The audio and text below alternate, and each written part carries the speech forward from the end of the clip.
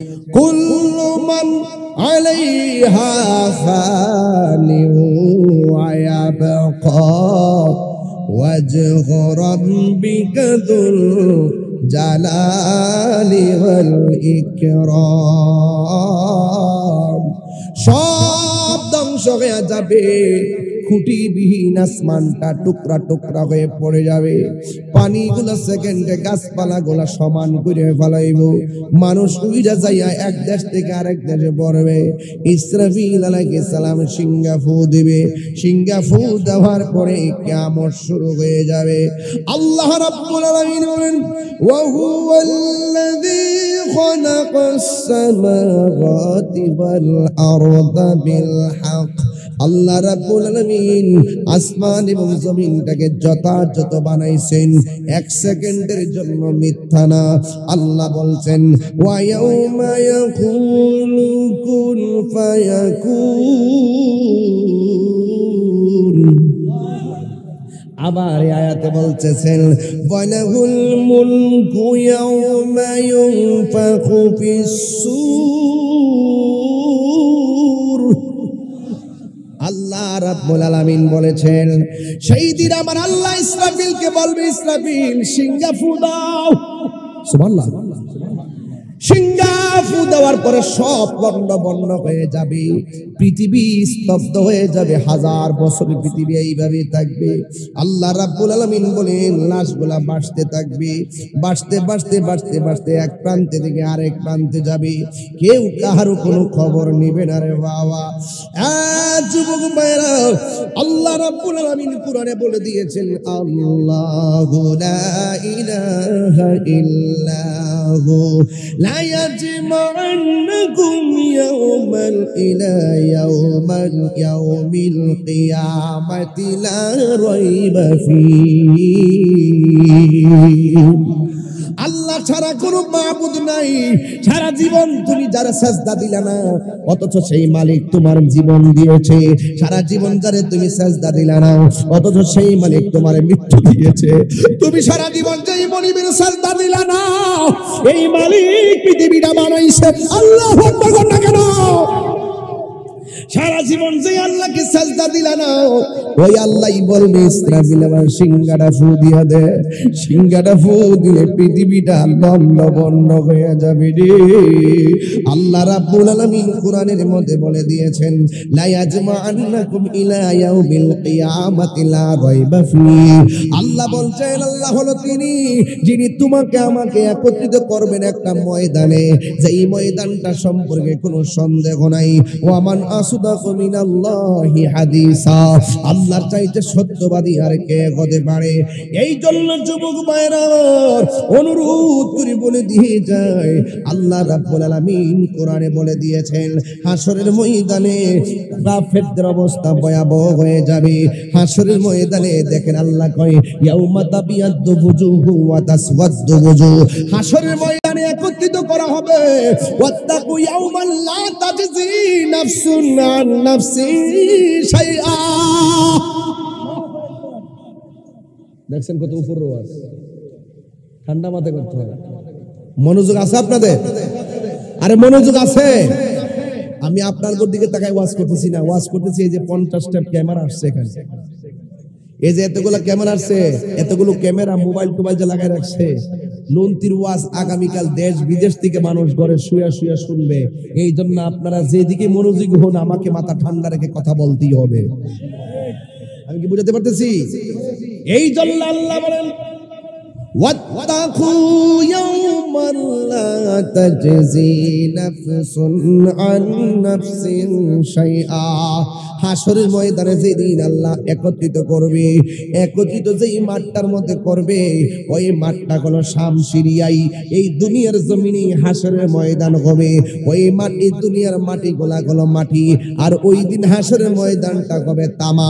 মাথার 8 বিঘা উপরে সূর্যটা থাকবে, 12টা মুখ নিয়ে সূর্যটা ওইটা ওই তামার মাটির মধ্যে তাপ দিবে, তাপ দেওয়ার পরে আগুনের চাইতে বেশি গরম মাটিটা হয়ে যাবে। আল্লাহ রাব্বুল আলামিন কোরআনে বলেন, লা ইয়াজমান্নাকুম ইলা ইয়াউমিল কিয়ামাতি লা রাইবা ফি, সেই দিন তোমাদেরকে একত্রিত করবে। কেউ আগুনে পুড়ে মারা গেছে, ওখান থেকে বের হয়ে সেই মাঠে যাবে। কেউ পানির মধ্যে পড়ে মারা গেছে, লাশ পাওয়া যায় নাই, ওখান থেকে লাশটা উঠে হাসরের ময়দানে যাবে। কেউ কবরের ভিতরে পড়ে আছে, ওই কবর থেকে উলঙ্গ অবস্থায় ওই ময়দানের মধ্যে যাবে রে বাবা। ওই ময়দানে যাওয়ার পরে আল্লাহ আয়েশা সিদ্দিকা বলেন, ইয়া রাসূলুল্লাহ, নবী গো, মায়া নবীজি, আপনি যে বললেন উলঙ্গ অবস্থায় হাসরের ময়দানে যাবে, কিন্তু একজন লজ্জাস্থান আরেকজনে দেখবে, এটা কেমন কথা? আল্লাহর হাবিব ডাক দেয়া বলে, আয়েশা, কবর থেকে উঠবে কিন্তু মাথার হাত দিকে দুপুরে সূর্য থাকবে, তার গাড্ডারে বাঁকা করে দেওয়া হবে। উপর দিকে তাকায়া তাকায়া সূর্যের দিকে তাকায়া মাঠে যাবে, একটা সেকেন্ডের জন্য তাকাইবার কোনো সময় পাবে না। ওই করে জবাব নেওয়া হবে। এ বন্ধুরি, ও যুবকের দল, ওই ময়দানে যাওয়ার পরে আমার আল্লাহ বলেন, ওয়াত্তাকু ইয়াউমান লা তাজজি নাফসুন আন নাফসিন শাইআ, ওই দিনটাকে তোমরা ভয় করো, যেই দিন কাহার পক্ষ থেকে কেউ কোনো উপকার নেওয়া হবে না, কারো কাছ থেকে কোনো বিনিময় নেওয়া হবে না, এবং কাউকে সাহায্য করা হবে না। ওয়ালা হুম ইউনসারুন, এবং কাউকে সাহায্য করা হবে না। ওই কঠিন মুসিবতে মানুষের জবানের ভিতরে একটা স্লোগান থাকবে, নাফসি নাফসি নাফসি নাফসি বলে কাঁদবে। ওই কঠিন মুসিবতে কেউ গিরা পানিতে সাঁতার কাটবে, আল্লাহু আকবার, কেউ গিরা পানিতে সাঁতার কাটবো, কেউ হাঁটু পানিতে সাঁতার কাটবে, কেউ কোমর পানিতে সাঁতার কাটবে, কিন্তু কেউ কাউকে বাঁচাইতে পারবে না, কেউ কাউকে কোনো সহযোগিতা করতে পারবে না। ও বন্ধুরে, আল্লাহর হাবিব আল্লাহ রাব্বুল আলামিন বলেন, ইয়াউমা তাবিয়াদ্দু বুজুহু ওয়া তাসওয়াদ্দু বুজুহ, সেই দিন কাহারও চেহারা কালো হয়ে যাবে, আবার কাহারও চেহারা ফর্সা হয়ে যাবে। এখন বলবেন, তাহিরি হুজুর, কার চেহারা ফর্সা হবে? যারা আল্লাহর ইবাদত করে। কার চেহারা নূরে আলোকিত হবে? যারা আযান করলে মসজিদে নামাজে যায়। কার চেহারাটা আলোকিত হবে? যারা মা বাবার খেদমত করে। কার চেহারাটা আলোকিত হবে? যারা বান্দার হক মাইরা খায় না। যার চেহারাটা আলোকিত হবে? যে আমার নবীকে জানের চাইতে বেশি ভালোবাসে। কার চেহারাটা আলোকিত হবে? যারা ওলি আল্লাহকে ভালোবাসে। কার চেহারাটা আলোকিত হবে? যারা কোরআন অনুযায়ী জীবনকে সুন্দর করে গঠায়। যুবক ভাইরা আমার, এখন প্রশ্ন করবেন, হুজুর, কার চেহারাটা অন্ধকার হয়ে যাবে? এক নম্বর, যারা আল্লাহর সঙ্গে নাফরমানি করে তাদের চেহারাটা অন্ধকার হয়ে যাবে। দুই নম্বর, যারা নবীর সঙ্গে গাদ্দারি করে তাদের চেহারাটা অন্ধকার হয়ে যাবে। তিন নম্বর, যারা মা বাবার বুকের মধ্যে লাথি মারে তাদের চেহারাটা অন্ধকার হয়ে যাবে। চার নম্বর হলো যারা সুদখোর, তাদের চেহারাটা কালো হয়ে যাবে। পাঁচ নম্বর, যারা ঘুষখোর, তাদের চেহারাটা কালো হয়ে যাবে। ছয় নম্বর, যারা বান্দার হক মাইরা খায়। আসেনি কথা কোন? আসেনি? আরে হক মাইরা খাওয়াই না, আসেনি রে বাজান, আসেনি আসেনি আসেনি। যারা বান্দার হক মাইরা খায়, আল্লাহ রাব্বুল আলামিন হাবিব বলেন, ও পৃথিবীর মানুষ, আল্লাহ সব কিছু ক্ষমা করে দিবে, কিন্তু তিন শ্রেণীর মানুষের এই গুনাহ ক্ষমা করবে না। এক নম্বর, যারা আল্লাহর সঙ্গে শরীক করে। আরো জোরে গন, আরো জোরে গন। আল্লাহকে দুইজন না একজন? আরো জোরে গন না, দুইজন না একজন?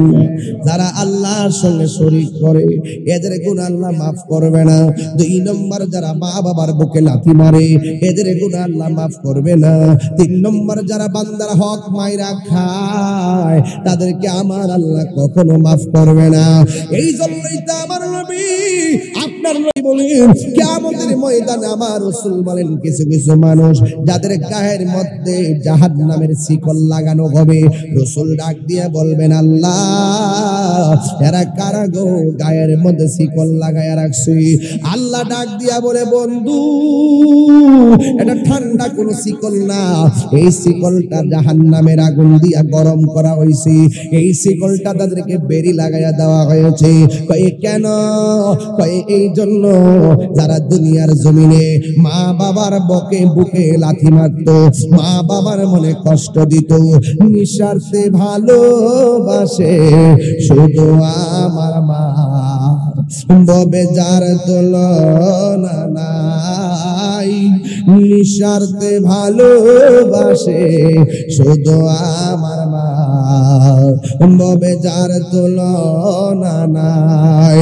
সেই মা তোমার চলে গেলে গো,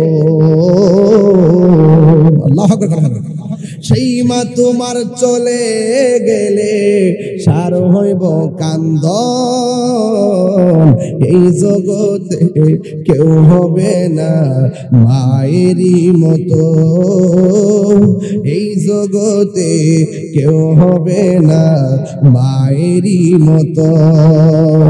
বাবা গো বাবা, বাবা গো বাবা, বাবা তুমি কেমন আছো ছোট্ট মাটির ঘরে, তোমার কথারি দই মাঝে পড়ছে বারে বারে।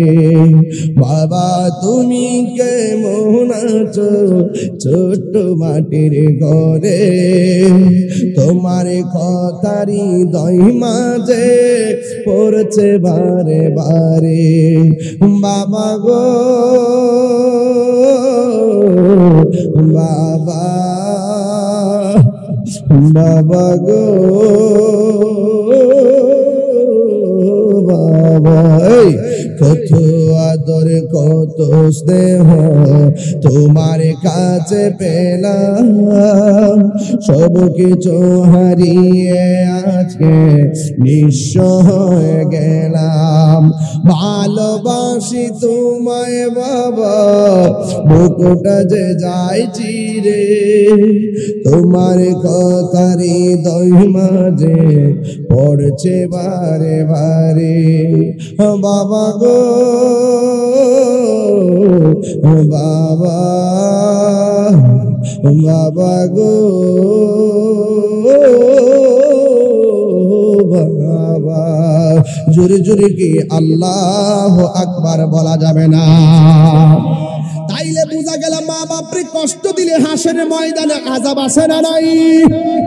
আল্লাহর হাবিব বলেন হাসরের ময়দানে বেনামাজির হিসাব, হাসরের ময়দানে নামাজের হিসাবটা আগে নেওয়া হবে।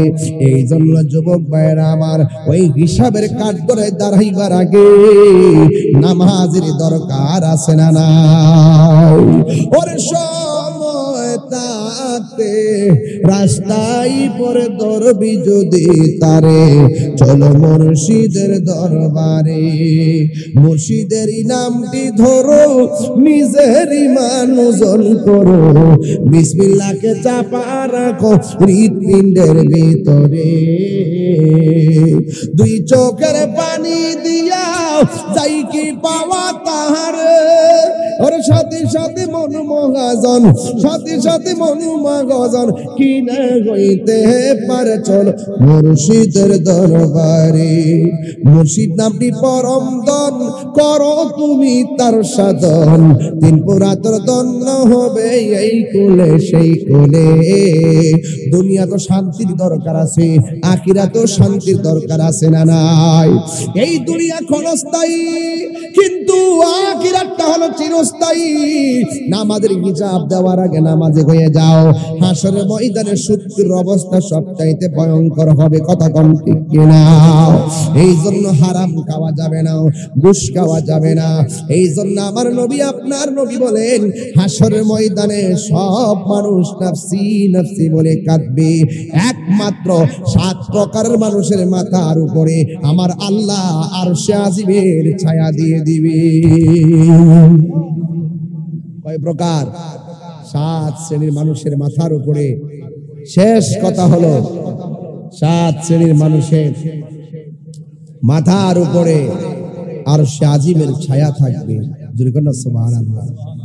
1 নম্বর হলো যারা ন্যায় বিচারক, আর 2 নম্বর হলো আপনারা যে দান করছেন, 1 টাকা দিছেন, 10 টাকা দিছেন, যারা দান করছেন তারা।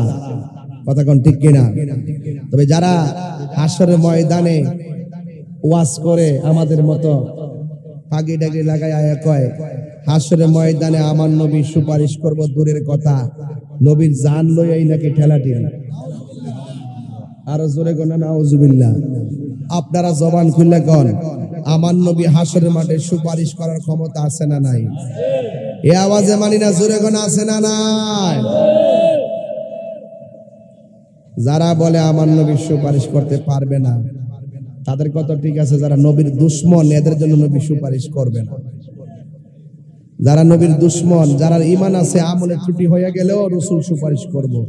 শাফাআতি লি আহলিল কাবাইর মিন উম্মতি। রাসূল বলছেন আমার উম্মতের মধ্যে যারা বড় বড় গুনাহ করে ফেলে তাদের জন্য আমি নবী সুপারিশ করব। তাহলে আমার নবীকে সুপারিশ করার ক্ষমতা দিয়েছেন কে? যারা নবীর শাফাত মানে না, তাদের ঈমান নাই। শেষ। তাইলে আজকে থেকে ওয়াদা, মৃত্যুবরণ করতে হবে, কবর দেশে যেতে হবে। কবরে কষ্টের ভাগ কেউ নিবে না, কষ্টের কথা আপনি কাউকে বলতেও পারবেন না। যা কিছু করার দুনিয়া থেকে কইরা যান, কবরে গেলে আপনি সুখী থাকবেন, হাসরে উঠলে আপনি সুখী উঠবেন। তবে কর্মটা নিজেই করতে হবে। জিন্দা থাকলে নিন্দা হবেই, প্রশংসা হবে স্মরণ সবাই। এমন কাজ করে যান মানুষ যেন আপনি মরে যাওয়ার পরও আপনাকে মনে রাখে। আল্লাহ রাব্বুল আলামিন আমাদের সকলকে বুঝার তৌফিক দান করুন। আমিন।